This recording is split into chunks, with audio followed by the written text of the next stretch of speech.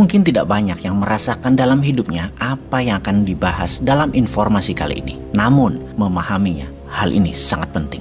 Kunci untuk hidup ringan dan kunci untuk hidup bahagia. Dalam sebuah hubungan, terutama hubungan dengan pasangan, kalau dalam setiap argumen atau dialog berefek Anda merasa bersalah, Anda jadi takut, atau Anda jadi bingung, gak tahu mana yang benar, mana yang salah, Anda kena gaslighting. Sekali lagi kita gunakan frasa yang lain. Kalau Anda sering minta maaf pada pasangan Anda, sering disalahin atau dimarahin, dan setelah dimarahin Anda jadi merasa bersalah, takut, bahkan bingung karena Anda merasa tidak bersalah tapi kok disalahkan, dan Anda hanya bisa diam. Bahkan di kepala Anda, di hati Anda akhirnya memilih, ya udah, saya salah. Anda meminta maaf, dan dalam relasi jangka panjang Anda yang tersering minta maaf. Bahkan pasangan Anda tidak pernah minta maaf. Anda kena gaslighting. Gaslighting adalah kata yang di tahun 2022 ini menjadi kata yang paling banyak dicari di dalam kamus Webster, di mana meningkat kata-kata tersebut pencariannya 1.700%. Pencarian kata tersebut juga di internet. Gaslighting is the word of year 2020. Gaslighting sebenarnya hanya istilah baru yang lebih mengkonotasikan bahwa diri seseorang sedang dimanipulasi. Yang memanipulasi biasanya ada agenda, dan kebanyakan adalah agenda psikologis. Dirinya memiliki perasaan insecure yang besar. Dalam dunia psikologis, perasaan insecure ini tercipta terbanyak adalah ketika seorang anak manusia di usia 1-5 tahun, mereka kurang mendapatkan perhatian dari orang tuanya. Mereka biasanya korban dari tipe orang tua yang suka kasih perintah, mengatur, menekan, kuat dengan norma ajaran tertentu, membuat doktrin kepada anak dengan mengatakan harus gini, harus gitu, nggak boleh gini, nggak boleh gitu.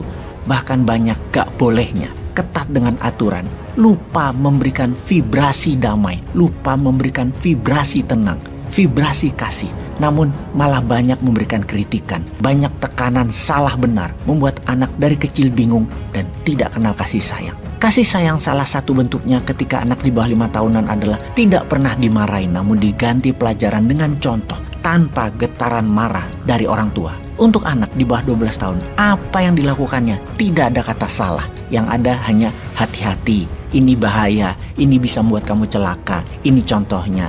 Nah, sebaiknya ini yang lebih aman, ini yang orang suka. Demikian misalnya. Salah benar itu doktrin yang paling mengerikan. Karena semu, karena bentuknya abstrak, tak berbentuk. Salah benar yang tersering adalah alat manipulasi orang tua agar kerjanya jadi gampang. Ada lagi yang berefek buruk, yaitu doktrin orang tua selalu benar dan anak harus nurut. Adalah doktrin terparah yang berakibat anak menjadi insecure. Padahal orang tuanya lah yang penuh kemarahan, yang penuh kekecewaan, yang pecundang. Dan anak yang dimanipulasi. Untuk sang anak yang insecure tadi, maka dia harus memanipulasi informasi ke orang tuanya. Berbohong atau mengemas kebenaran, bahasa lainnya, tidak memberikan informasi yang benar kepada orang tuanya, merupakan defense mechanism dirinya agar tidak disalahkan terus. Yaitu mengatakan kepada penekan orang tuanya tentunya, kalau anak ini berada di usia 15 tahun ke bawah, dia sedikit berbohong, dia memanipulasi data. Bahwa semuanya terlihat oke, baik-baik saja.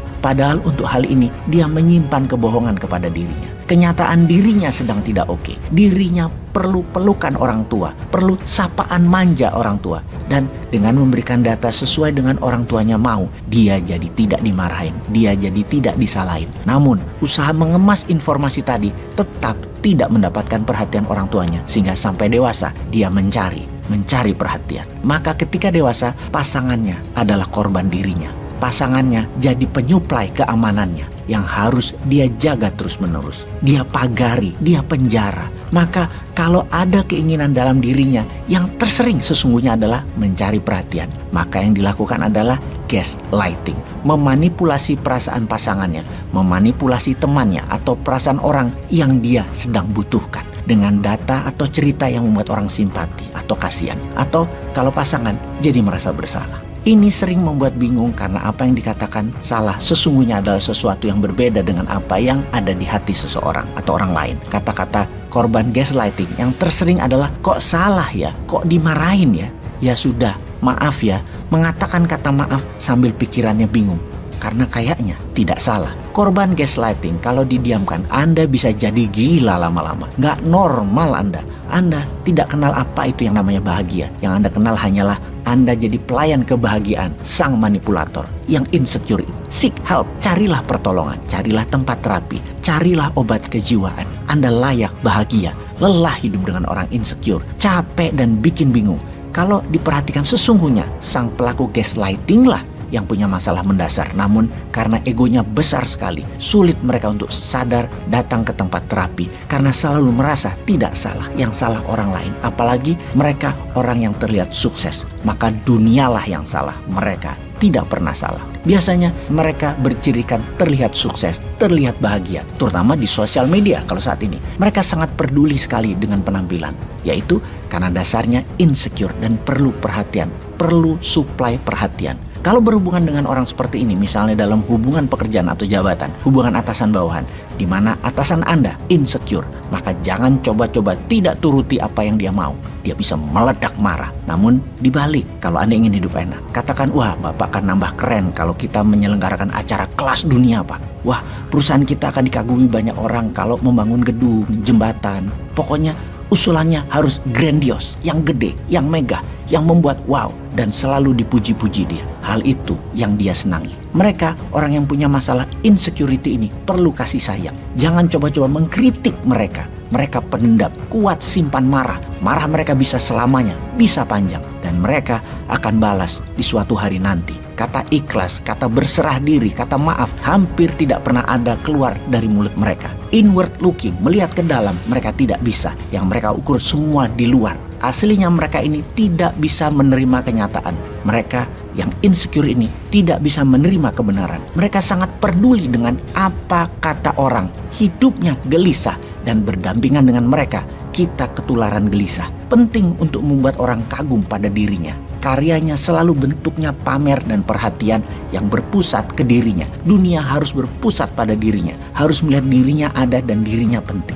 Oke sahabat semua. Semoga sahabat kali ini mengerti sanepo informasi ini. Semua ini untuk membuat negeri tercinta ini lebih baik ke depannya. Juga ini merupakan peringatan langsung bagi Anda korban gaslighting.